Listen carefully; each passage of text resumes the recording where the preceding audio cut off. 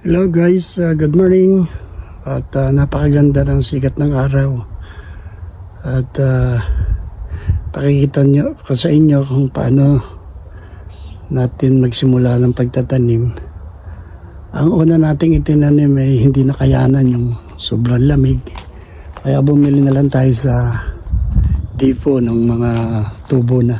At yun ang ating ipapalit. At ito na raw umpisa ng summer. Pakikita ko sa inyo kung ano yung mga nabili kong plant. Ito. Yan. Meron akong pakwan. Meron akong talong, kamatis, at strawberry. At ito yung mga siling labuyo at talong. Ito yung mga una kong tanim na hindi nagkahigi sa sobrang lamig. Yan, mga tuyo. Ito naman yung mga bago kong tanim na sili.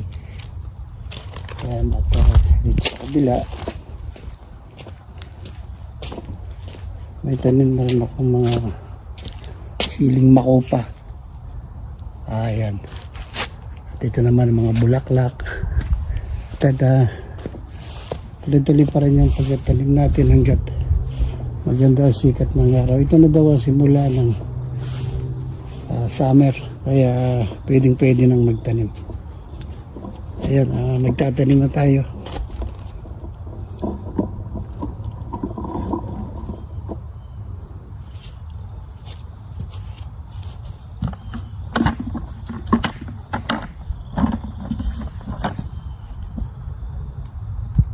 Ito cucumber.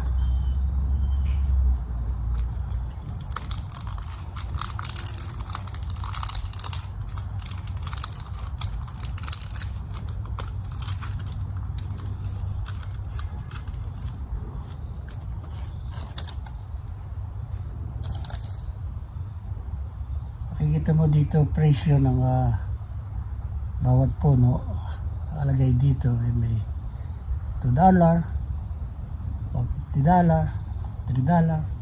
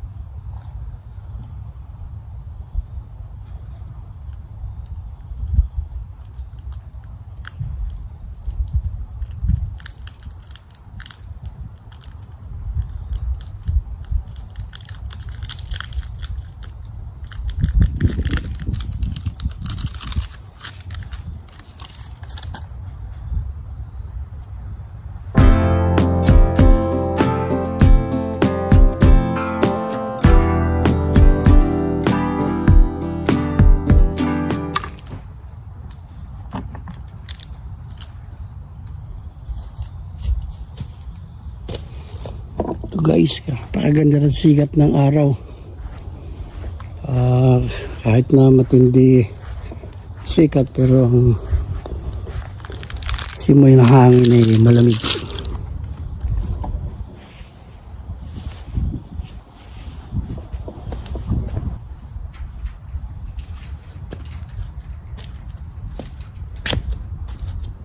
Try nating magtanim ng strawberry.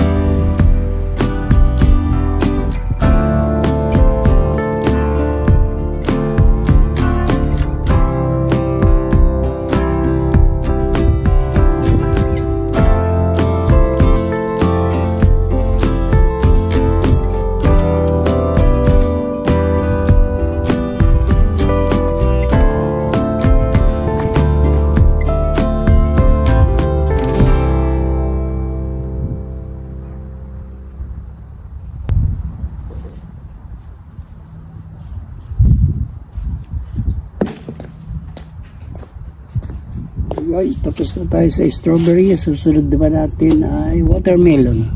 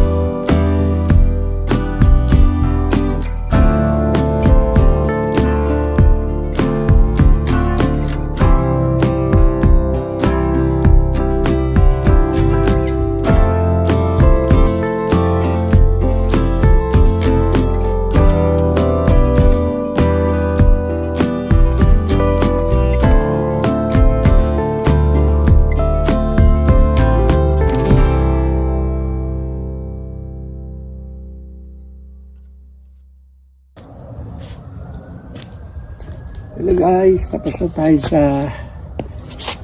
watermelon. Susunod naman natin eggplant, talong. Maganda.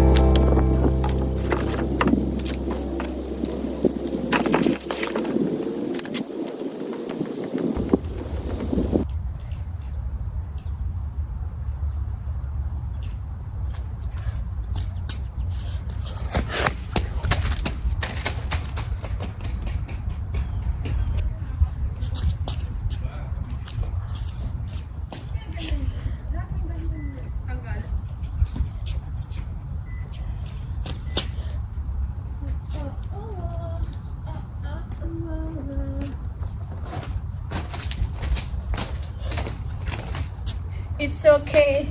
Okay. I want to stop because Sige, ayan, no? because Ayan, Tim. Sige, sayaw. Hindi na magre-record eh. Bakit? Hello guys, good morning. 8:35 ng umaga dito sa Canada. At napakatindi na agad ng sikat ng araw. Pero malamig naman ang simoy ng hangin. At pansin-pansin na biglang bumuka ang mga bulaklak dito sa harapan. Last week ko lang inayos to. Nilagyan ng fertilizer. Ngayon napakaganda na ng bulaklak. Kita ko sa inyo, mag-walking ako ngayong umaga. Pakita ko rin sa inyo itong mga bulaklak. Yan.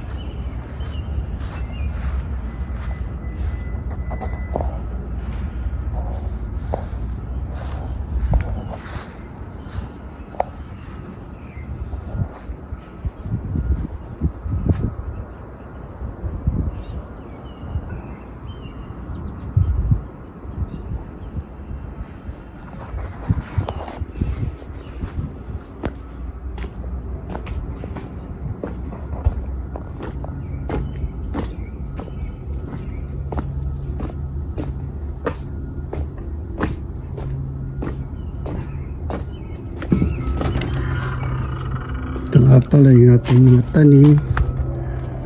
At kita ko sa inyo ng medyo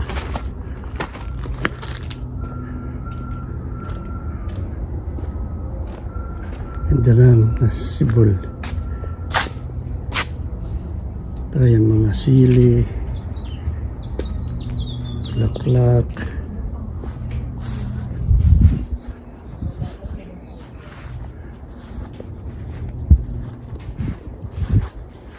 Ito nga pala yung apple. Umpisa na ng pagdahon. At tingin ko ay siya bubulaklak na. At ito yung mga palant nating mga pati ibang laman. Dito naman yung ating mga watermelon. Din saka cucumber. Talong. Yan.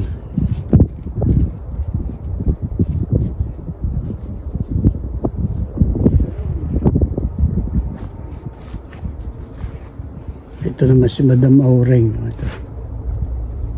Nag-aayos ng apple. Maluto kayo. Ano yan? Patay ang apple na yan. May okay. Yung buhay eh. Oh, yung baba. Kinain yung puno. Wala ng dahon. So guys, walking. Labas na ako. At samahan nyo ko. Mag-walking tayo. Maga nito, napakaganda ng panahon na start na ng summer.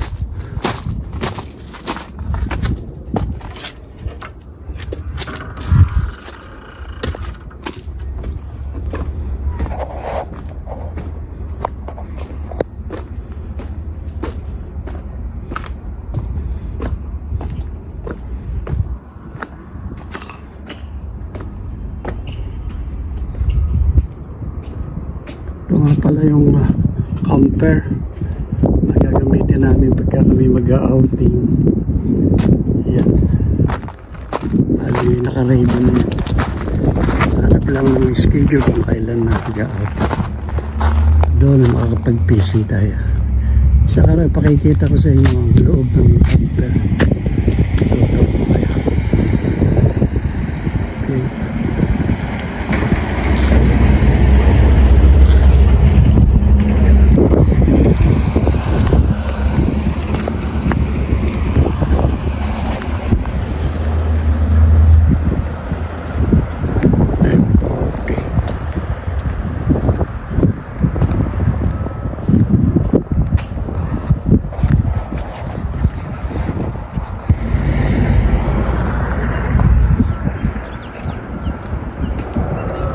guys, mapapansin niyo, napakarami ng dahon ng mga puno. Just 2 weeks lang, ganyan na kagad ka nag-puno. At mo, mga dahon na napaka-verde na. Kailan lang nakita natin puno ng isna. Ayan, ito na mga puno, napakarami ng dahon, napakabilis. Mainit pero napakalamig din ang simoy ng hangin, pero okay lang, kayang-kaya na. Start na talaga ng summer.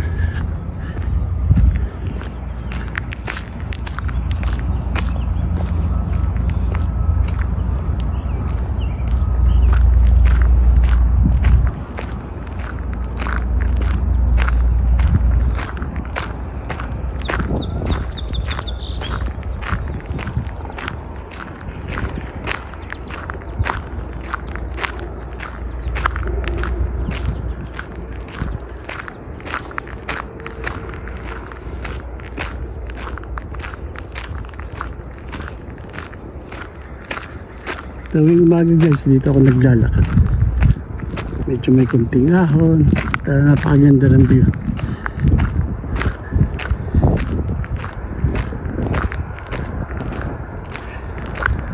Bisa sa part na ito laging meron deer, pero ngayon wala na.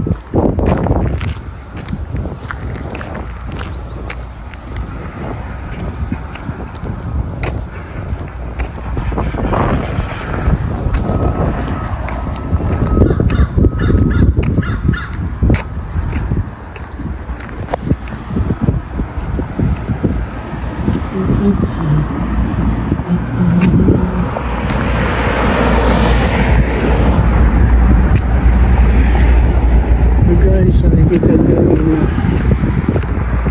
flower na ito.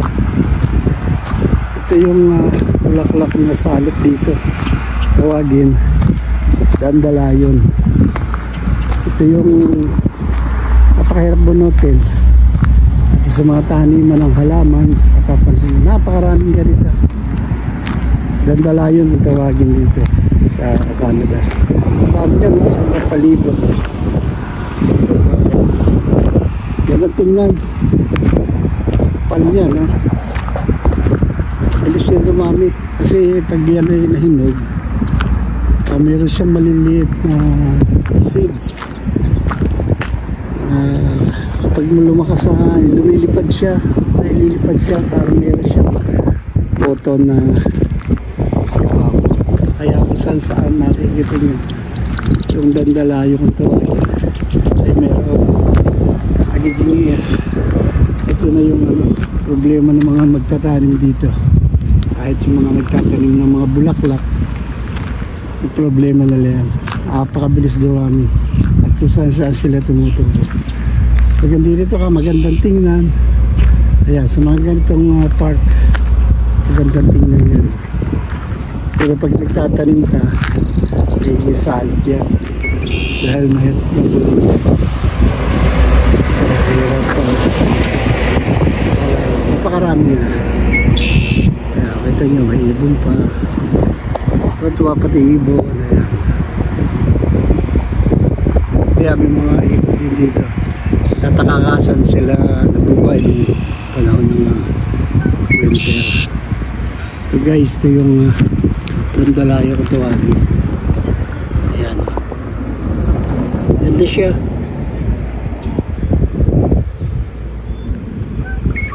Aklak siya.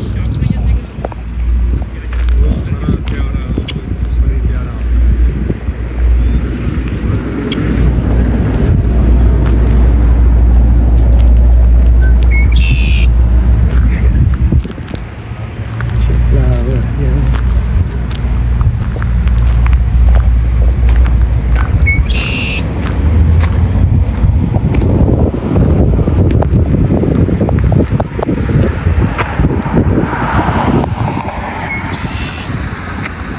Yung sa kabilang mga sa gitna ng highway, nakita mo napakarami oh. Yun, hanggang doon oh. Halos lahat ng madadaanan mo may mga dandalayon. Napapansin nyo rin yung mga puno talagang ang dami ng dahon oh. Karoon na sila ng dahon.